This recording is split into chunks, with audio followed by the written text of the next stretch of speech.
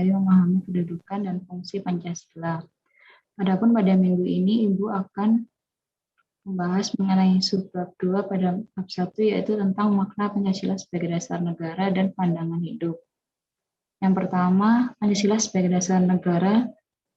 Para pendiri dasar negara Republik Indonesia sudah dengan jelas menyatakan bahwa bangsa Indonesia membutuhkan sebuah dasar bagi penyelenggaraan negara. Dasar tersebut dijadikan tujuan, cita-cita, dan acuan yang ingin dicapai atau disebut dengan pandangan hidup bangsa dan ideologi negara. Latar belakang Pancasila sebagai dasar negara tidak dapat dilepaskan dari sejarah perjuangan bangsa Indonesia mencapai kemerdekaan berlangsung selama berabad-abad.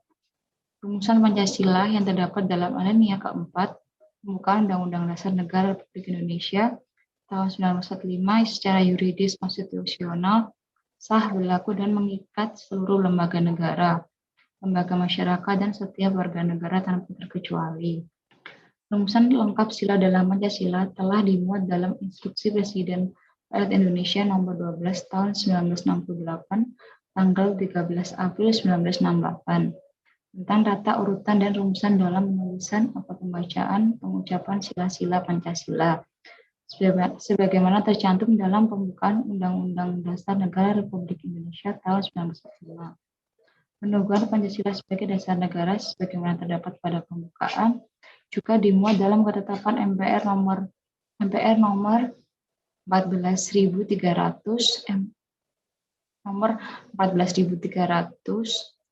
garing MPR 1998 tentang pencabutan ketetapan MPR nomor 2 garing MPR 1978 tentang pedoman penghayatan dan pengalaman Pancasila, Eka Prasetya Pancakarsa, dan penetapan tentang penegasan Pancasila sebagai dasar negara. Selanjutnya, setelah kalian menyimak tentang materi pada subbab yang pertama, kalian bisa mengerjakan aktivitas 1.3 tabel 1.3 halaman 13. Selanjutnya yang kedua, yaitu Pancasila sebagai pandangan hidup. Dengan dimilikinya suatu pandangan hidup yang jelas, kuat, dan kukuh, suatu bangsa akan memiliki pedoman dan pegangan dalam memecahkan persoalan di berbagai bidang kehidupan yang timbul dalam memecahkan persoalan di berbagai bidang kehidupan yang timbul dalam aktivitas masyarakat. Pancasila sebagai pandangan hidup sering juga disebut way of life, pegangan hidup, pedoman hidup, pandangan dunia. Lebih lanjut, Pancasila sebagai pandangan hidup bangsa dipergunakan sebagai petunjuk dalam kehidupan sehari-hari.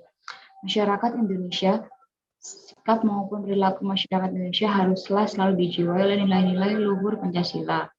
Setiap bangsa di dunia yang ingin berdiri kukuh dan mengetahui dengan jelas ke arah mana tujuan yang ingin dicapainya sangat memerlukan pandangan hidup. Tanpa memiliki pandangan hidup, suatu bangsa akan merasa terombang-ambing dalam menghadapi persoalan yang timbul, baik persoalan masyarakat sendiri maupun persoalan dunia. Pandangan hidup merupakan suatu prinsip atau asas yang mendasari segala jawaban terhadap pernyataan dasar. Untuk apa seseorang itu hidup berdasarkan pengertian tersebut. Dalam pandangan hidup bangsa terkandung konsepsi dasar mengenai kehidupan yang dicita-citakan, terkandung pula dasar pikiran terdalam dan gagasan mengenai wujud kehidupan yang dianggap baik. Pancasila juga dianggap oleh pendiri bangsa Indonesia memiliki nilai-nilai kehidupan yang baik. Disepakatinya Pancasila sebagai pandangan hidup bangsa Indonesia telah melalui serangkaian proses yang panjang dan pemikiran yang mendalam. Pancasila dijadikan dasar dan motivasi dalam sikap, tingkah laku, dan perbuatan dalam hidup masyarakat, berbangsa, dan bernegara. Pancasila dijadikan dasar untuk mencapai tujuan negara sebagaimana yang tercantum dalam pembukaan Undang-Undang Dasar Negara Republik Indonesia tahun 1945.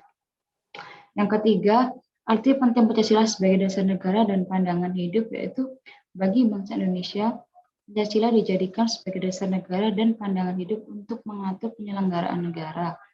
Pancasila sebagai dasar negara berarti Pancasila dijadikan dasar dalam penyelenggaraan negara. Pancasila sebagai pandangan hidup berarti Pancasila dijadikan pedoman dalam bertingkah laku dalam kehidupan masyarakat, bangsa, dan bernegara. Pancasila sebagai dasar negara mendasari pasal-pasal dalam Undang-Undang Dasar Negara, hukum yang dituangkan dalam peraturan perundang-undangan. Sila ketuhanan yang Maha Esa merupakan sila pertama dan utama yang menerangi keempat sila lainnya. Paham ketuhanan itu diwujudkan dalam paham kemanusiaan yang adil dan beradab. Semangat ketuhanan yang Maha Esa itu hendaklah pula meyakinkan segenap bangsa Indonesia untuk bersatu padu di bawah nilai ketuhanan yang Maha Esa. Perbedaan-perbedaan di antara sesama warga negara Indonesia tidak perlu diseragamkan, melainkan dihayati sebagai kekayaan bersama yang wajib disyukuri dan dipersatukan dalam wadah negara Indonesia yang berdasarkan Pancasila.